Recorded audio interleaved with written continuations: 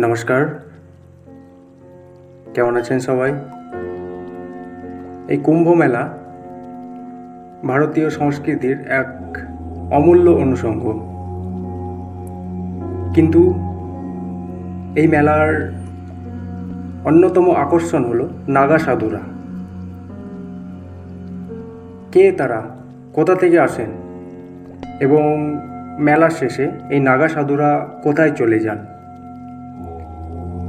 এই নাগা সাধুরা সাধারণত হিমালয়ের গুহায় অবস্থান করেন, যেখানে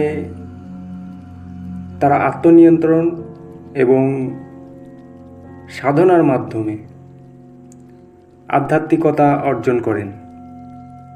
এই সাধুরা সাধারণ মানুষের মধ্যে খুব কমই দেখা যায়। এই কুম্ভ মেলার সময় তারা বিভিন্ন আধ্যাত্মিক গোষ্ঠীর সঙ্গে মিলিত হন, যা তাদের সাধনার একটা অংশ। মেলা শুরু হলে এই নাগা সাধুরা একত্রিত হন এবং তাদের ভক্তদের সঙ্গে তীর্থযাত্রা করেন।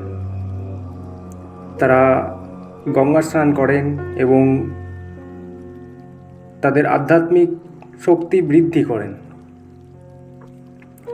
এই সময় তাদের উপস্থিতি এই কুম্ভ মেলাকে এক নতুন মাত্রা দেয়। মেলা শেষে এই নাগা সাধুরা আবার ফিরে চলে যান তাদের গুহায় বা নির্জন স্থানে, সাধারণ মানুষের থেকে অনেক দূরে।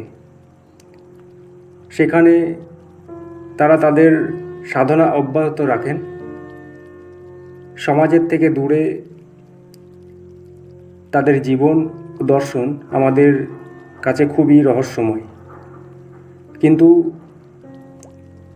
তাদের উদ্দেশ্য স্পষ্ট: আধ্যাত্মিক জ্ঞান অর্জন করা। এই রহস্যময় নাগা সাধুরা আমাদের মনে একটি প্রশ্ন রেখে যান: সত্যিকারের শান্তি কি কেবল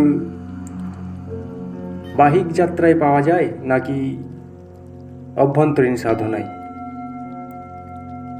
তো আজকের আলোচনা আমরা এখানেই শেষ করছি।